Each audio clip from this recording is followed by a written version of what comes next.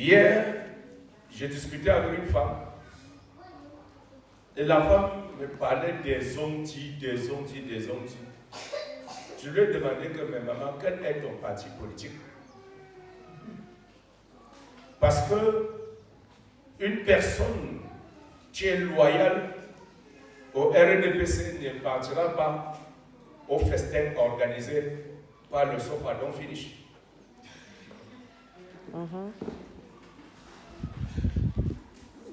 Et jusqu'à il s'asseye, il mange dans sa vie, casse-pas. Soit tu es le miroir ici, soit ils t'ont déjà vendu depuis et ils t'observent pour voir comment tu vas descendre. Donc c'est toi qui seras le père. Et il y a des personnes qui ont pensé, et je le dis et c'est la vérité, il y a des personnes qui ont pensé que l'église c'est comme les sociétés de proxénétisme et de prostitution dans le monde. Ce qui voudrait dire qu'il faut goûter autant de gars, autant d'églises. Quand ils vont attraper le sida, maladie incurable, ils comprendront que chaque maladie dans le plan spirituel est aussi transférée dans le plan physique.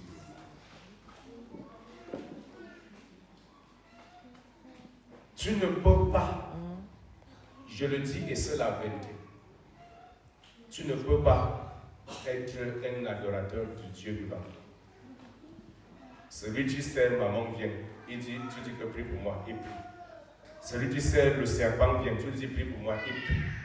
Celui qui sait les eaux, Mami Wata vient, il dit prie pour moi, il prie. Et tu te tournes, tu dis que Seigneur, pourquoi tu vas oublier? Comme tu veux tout, ramasse tout, mets dans ton ventre, tu vas comprendre ce que ça va dire.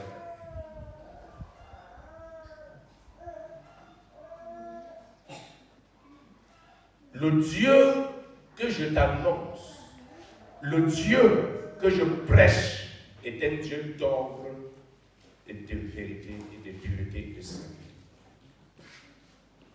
Si tu ne connais pas le rocher sur lequel tu as été taillé, tu vas t'égarer. Si tu ne connais pas le rocher sur lequel tu as été taillé, tu vas t'égarer. Si tu ne connais pas ton Père, tu vas t'égarer.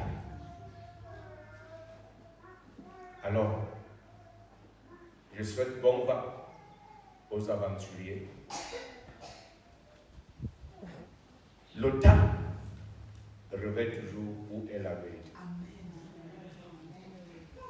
Pour ceux qui veulent aller à l'aventure, qu'ils prennent l'exemple dans le plan physique de ceux-là qui se noient jusqu'à la traversée,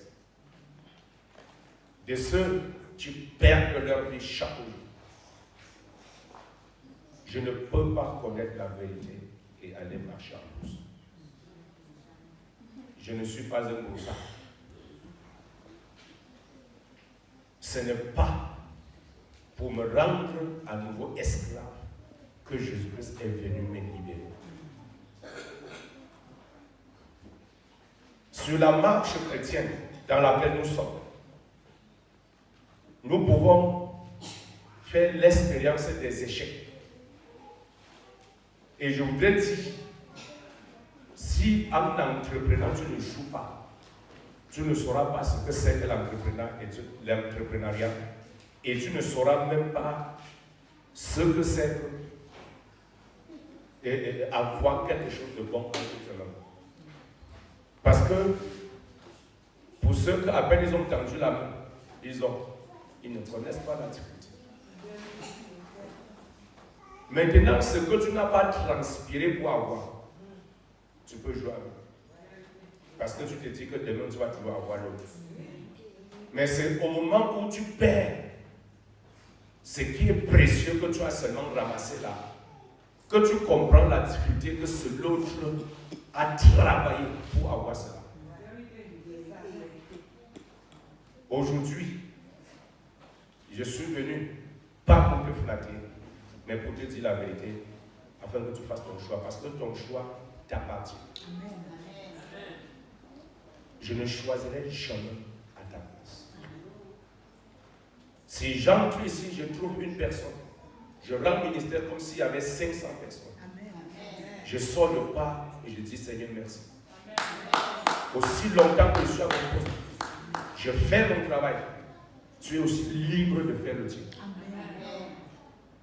Celui qui obéit, celui qui revient de me dire que Dieu est bon, plus qu'il a expérimenté, Dieu l'a vu. Celui qui désobéit, c'est encore lui qui dit que mais Dieu est dur. Et commençait à se cacher au jardin, comme au jour où Adam a péché.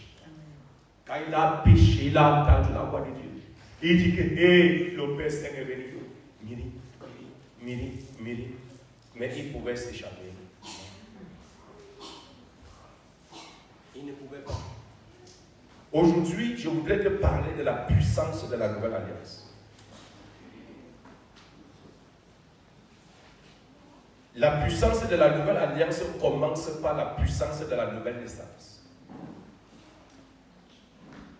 Parce qu'au moment où Jésus veut aller à la croix, il dit, je verse ce sang. Cette coupe que je bois, c'est le sang de la nouvelle alliance. Répandu pour plusieurs. Et en ce moment, ces bien-aimés, les disciples les tiraient, étaient en train de boire du vin, qui était le symbole du sang. Ce n'est pas ce que les gens vont vous fabriquer dehors aujourd'hui et venir vous vendre et appeler ça le sang de Jésus. Et vous allez sortir l'argent et vous perdez par la tromperie et la sorcellerie. Et encore plus le maraboutage. La délivrance que Jésus donne, c'est par l'onction. La guérison que Jésus donne, c'est par l'onction. Ce n'est pas par le commerce du sel, de l'eau et de tout ce que cela apporte. Donc, pour ceux qui sont les spécialistes dans ce secteur de commerce, ils sont les seuls à savoir qui les a envoyés et pourquoi ils sont là. Mais je voudrais me centrer sur la christocentricité, à savoir t'amener à Jésus, à la source.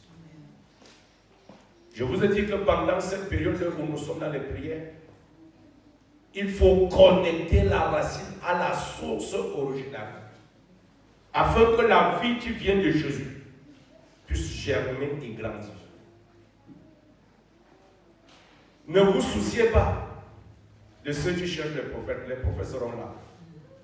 Ne vous souciez pas de chercher des miracles, les miracles seront toujours là. La plupart des temps, ces miracles, c'est plutôt même un sujet de condamnation pour ceux qui perdent leur foi. Pourquoi? Parce qu'au jour où ils seront égarés, au dernier jour, pendant qu'ils seront jugés, quand le Seigneur va dire, qu'as-tu fait de Jésus-Christ ton sauveur? Il n'aura aucune excuse, parce qu'il aura expérimenté le miracle de Dieu jusqu'à témoigner même. Il a goûté, c'était bon. Après, il a dit que non. Et Dieu l'a introduit. Satan donne trop de facilité et Dieu a viré. Donc, quand il va ouvrir le film de David, toi, tu vas voir comme ça, jusqu'à tu vas entrer. C'est toi qui vas entrer dans le film. Il ne va pas te dire pas. Pour une personne qui marche avec Dieu dans la vérité, quand il tombe, tomber veut dire pécher. Quand il tombe, il se relève, il continue. Et il ne planifie pas l'épilepsie. Sur ton chemin, tu peux être rappelé. Mais quand tu te relèves, arrange-toi et avance. Amen. Lorsque tu confesses le péché, au même instant, par la puissance de la nouvelle alliance, comme je vous dis, c'est-à-dire la puissance cachée dans le sang de Christ, le Seigneur efface cette bande-là sur le film de ta vie. Amen. Je vous le dis, parce que la Bible nous dit que nous tous, tous les pas de notre vie sont inscrits. Mais lorsque tu confesses le péché devant Dieu, au même instant, un ange se lève, il prend le punch et il efface cette bande-là.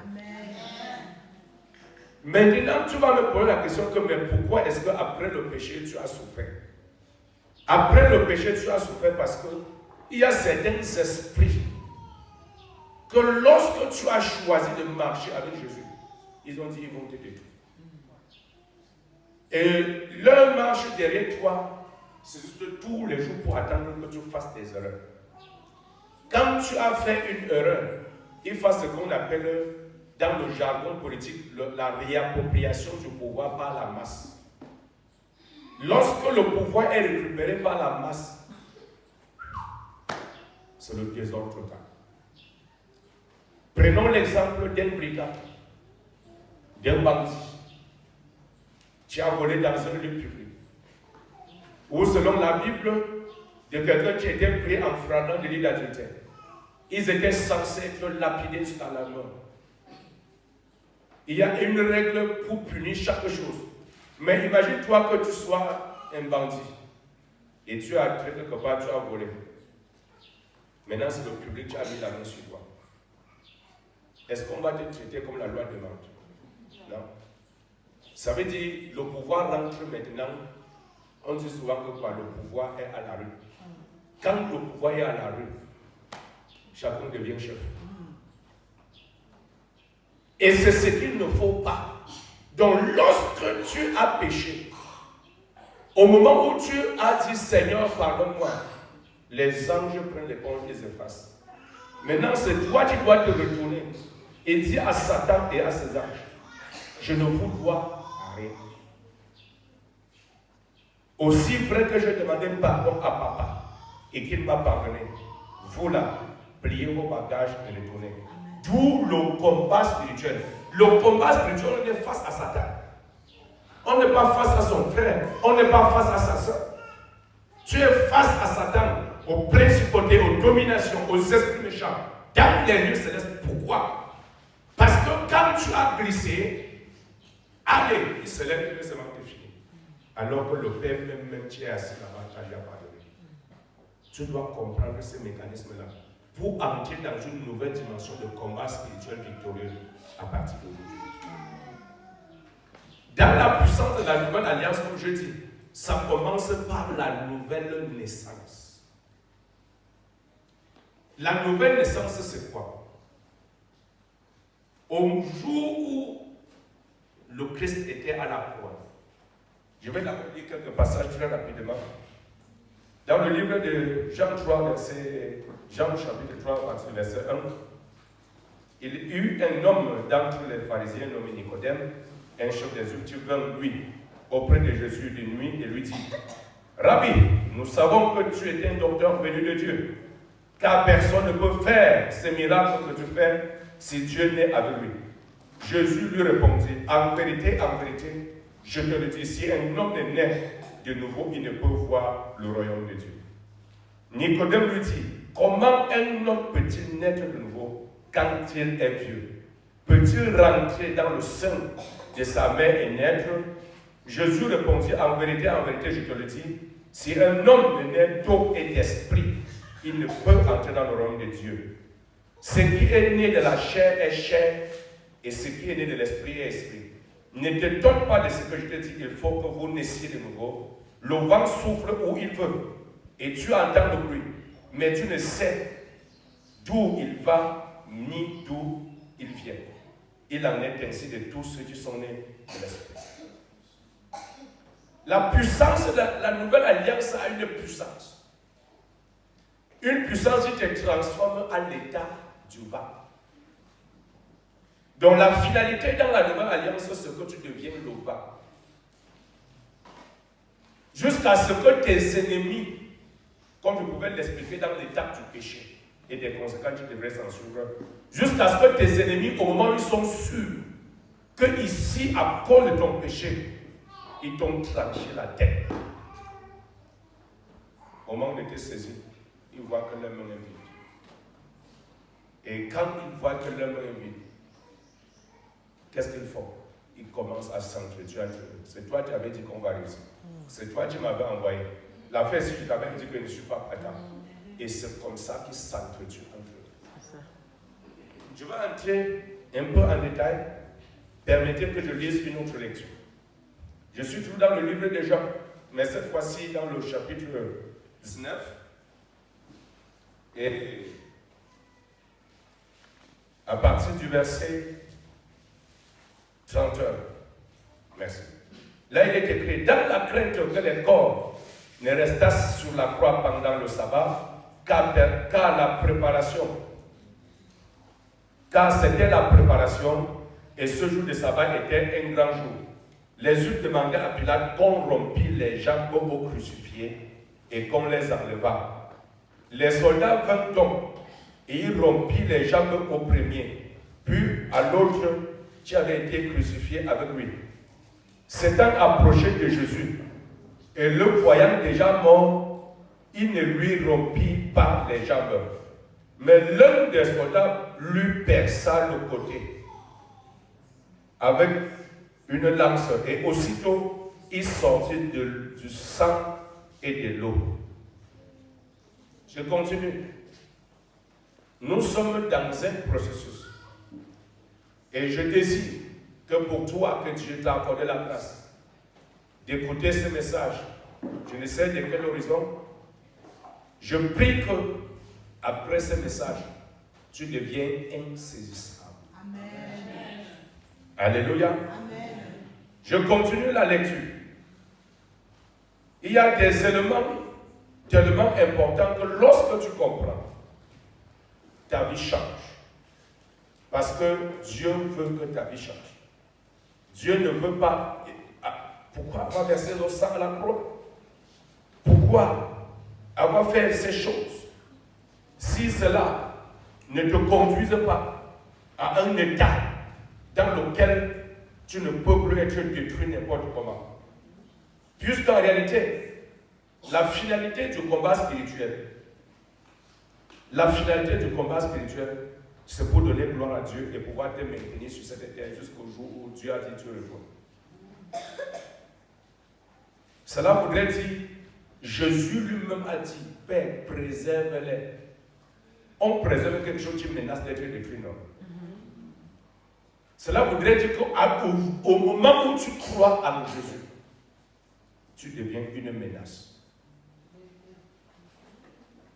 Et pendant que tu deviens une menace, l'enfer se libre. Même tes frères dans la famille disent que tu choisis Jésus comme ça. Tu l'avais vu où? Nous connaissons nos ancêtres, nous connaissons nos coutumes, nous connaissons nos traditions. L'affaire que vous entrez dedans là, on commence même à te taxer de sorcier. Maintenant, celui-là qui était là, il t'arrangeait parce qu'il savait que demain il va te livrer. Il commence à te combattre. Parce qu'il sait que si tu es déjà devant, le jour qu'il devrait te saisir pour te livrer, il ne pourra plus te saisir. Et d'office, il commence à te combattre. Parce que maintenant, la proie est en train d'être enlevée dans sa bouche. Donc, si en ce moment-là, tu n'es pas à l'étape à laquelle le Seigneur voudrait t'amener, tu seras comment? Botté, malaxé, concassé par tous ces esprits qui se lèveront. Mais lorsque tu suis le processus pour arriver à manifester la puissance de la nouvelle alliance, aujourd'hui on te secoue, on t'envoie le vent, on connaît que j'ai entendu quelqu'un ici parler de femmes ventilateurs. Il passe. C'est-à-dire, on met tout sur toi pour te renverser. On te prie comme ça. Après, on voit que tu te relèves. On te tord. Après, on voit que tu te relèves. Pourquoi? Parce que tu es enraciné là, il faut. Amen. Donc, dans le processus de la nouvelle naissance, Jésus dit à Nicodème, il faut que tu naisses d'eau et d'esprit. Il faut que tu naisses de nouveau. Et il nous a été dit par le prophète Jean, il a dit, moi, je vous baptise d'eau, mais celui qui vient après moi, c'est-à-dire Jésus-Christ, vous baptisera du Saint-Esprit et du feu. Ça entre dans les étapes de la nouvelle alliance. Quand un enfant veut naître, pour les mamans qui sont ici, vous le savez bien, quand un enfant veut naître dans l'état naturel, parce que l'état naturel se transfère aussi dans l'état spirituel, où Jésus disait à l'autre de naître de nouveau. Dans l'état naturel, lorsqu'un enfant veut naître, la première des choses, la poche d'eau se perce. Après que la poche d'eau s'est percée, les bouts de sang apparaissent accompagnés de l'enfant. Et après on nettoie le reste de sang, on nettoie. C'est pas ça. C'est ça, le Père. Maintenant, la mort de Christ, à sa mort, c'est à sa mort que Christ a enfanté l'Église. Pourquoi? Parce que étant à la croix, le soldat romain a pris la peine de prendre la lance parce qu'ils étaient en train de casser les pieds aux autres brigands qui n'étaient pas encore totalement morts parce qu'il fallait les briser avant de les faire descendre. Sinon, leurs amis, vous savez comment les bandits sont souvent résistants, non? Vous les tapez sur ceux qui sont morts. Un jour, le voyez encore apparaître quelque part. Donc, ce qui fait que pour se rassurer qu'ils ne pourront plus faire aucun tort. Quand on vérifie comme ça, on voit que tu respires encore un peu, on te casse les pieds, on brise tous les os des gens. On te paralyse complètement. On paralyse les pieds de l'un, on paralyse les pieds de l'autre. Mais comme on arrive sur Jésus, on voit que tellement il avait souffert qu'il est déjà mort. Le soldat dit que nous faisons quand même un contrôle. Il a pris la lance, il a percé le côté. L'eau est sortie. Le sang est sorti. Jésus m'a enfanté dans son royaume. Amen. Et quand Jésus m'enfante dans son royaume, je suis dans l'existence spirituelle à partir de ce moment. Parce qu'au moment où Jésus m'enfante dans son royaume, je ne suis même pas encore chrétien. Plusieurs parmi nous, nous grandissons et nous apprenons l'histoire de Jésus. Et nous comprenons qu'il est le seul véritable médiateur qui nous mène vers Dieu. Et nous acceptons donc de suivre le processus. La première naissance, c'est à travers les eaux du baptême. La première étape là, ces eaux qui jaillissent, parce que même l'enfant, dans le ventre, nage dans l'eau. Jusqu'à ce que si l'eau finit auprès de lui, mais dis donc, il se trouve et il meurt. C'est la raison pour laquelle il y a ce qu'on appelle la pertinence du baptême par immersion. Plongeon. On précisait immersion, pourquoi? Parce que les hommes de ce monde, depuis les années 300, après Jésus-Christ, ont initié notre baptême. Ils prenaient quelques gouttes d'eau avec la prière. On mettait sur la tête de quelqu'un. On disait qu'il était baptisé. C'est à partir de là que l'hérésie est entrée. Pendant que le baptême veut dire plonger, en ce moment, puisque c'était l'empereur romain Constantin qui avait cru, ils ont dit que on va porter le président, on va aller plonger dans l'eau comment. Et que non, président, on peut même te mettre quelques coups sur la tête, c'est toujours le baptême, même si l'autre touche déjà, ça va. Il a dit que d'accord. Et puis encore, on le baptise comme ça et il déclare que tout l'empire romain est devenu chrétien. Pour ceux qui ont été à l'école, on a enseigné cette période, la période de l'empire romain chrétien. Donc il déclare que tout Rome est chrétien, mon frère. Ce n'est pas faisable. Et quand il déclare comme ça, tous commencent à partir à l'église. Les gars partent à l'église parce qu'ils ont peur du roi. Ils ne partent pas à l'église parce qu'ils ont cru à Jésus. Vous comprenez? Alléluia. Il y a certains enfants qui peuvent vous accompagner à l'église parce que tu lui as dit que si tu ne m'accompagnes pas, tu n'as plus l'argent de venir. Maintenant, il commence à t'accompagner à l'église pour te tromper. Le jour qu'il tient à côté de toi, tu vois son vrai caractère. Donc, c'est comme ça que tout l'Empire romain a été déclaré chrétien. Et les jours comme le jour du Seigneur, parce que là-bas, le jour du Seigneur est respecté. Le jour du Seigneur, tous partent à l'église. Ils sont là pour adorer Dieu. Mais mon frère, plusieurs l'adoraient ainsi de cœur, de bouche et non de cœur. Donc, dans la croyance, lorsque tu as reçu le baptême d'eau, la deuxième étape concerne le baptême de l'Esprit. Et ce baptême, c'est la puissance du Saint-Esprit qui va descendre sur toi. Amen. Maintenant, cette puissance du Saint-Esprit est directement accompagnée du feu. Le feu a pour but de détruire tout ce qui est mauvais en toi, afin de te rendre à l'état du vent. Parce que si le feu ne te purifie pas, tes ennemis, Dieu, aujourd'hui, te localisent pour que tu sois, ils te détruisent. Mais lorsque le feu du Saint-Esprit est descendu en toi et a détruit toutes les semences, imaginez les semences à travers les couches de nuit. Imaginez les semences à travers tous les bons gars ou les bonnes go que tu as eu. Calcule tout ce qu'ils ont semé en toi. Il est dit que dans une relation sexuelle entre deux personnes, il y a partage d'esprit et d'âme. Ce qui fait que tu es une femme qui a fait cavale de 1000, 5000 hommes pendant son parcours. Si elle portait rien que 10 démons chez chaque homme avec qui elle couchait, prends les 10 démons fois 5000, tu vois le nombre de démons qu'elle marche avec. Maintenant, toutes ces personnes peuvent l'atteindre au moment où ils veulent. À moins que le feu fasse son effet.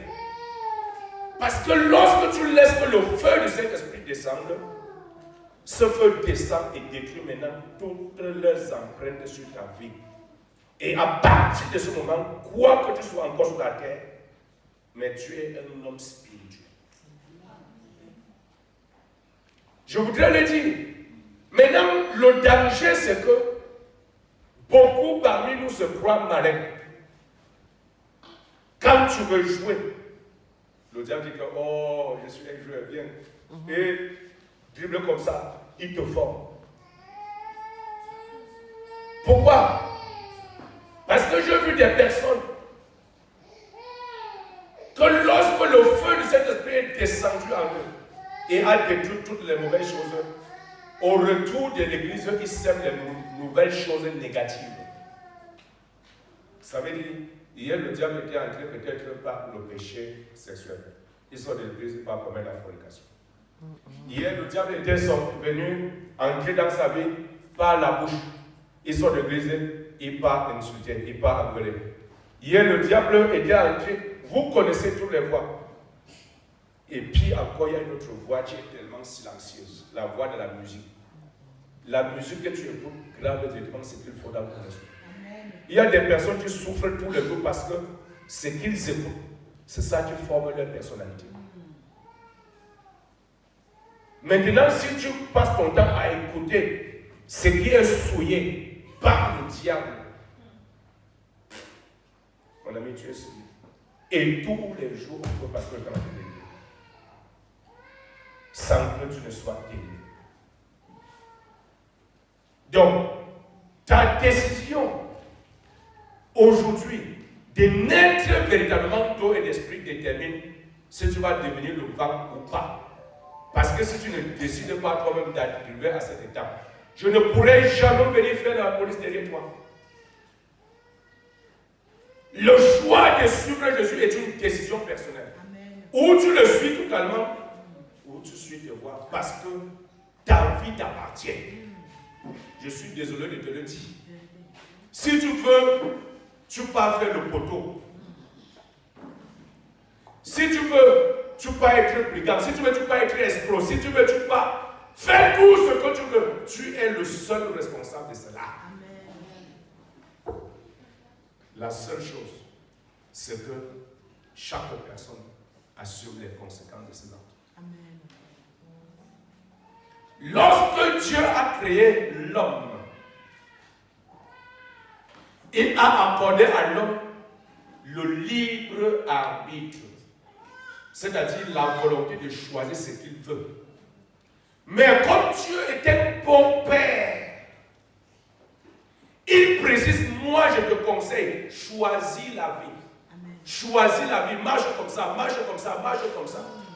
Jusqu'au niveau du baptême, il dit, voilà comment ça se passe. Au niveau des relations avec tes parents, il dit voilà comment ça se passe. Au niveau des relations avec ton époux, il dit voilà comment ça se passe. Au niveau des relations avec tes enfants, il dit voilà comment ça se passe.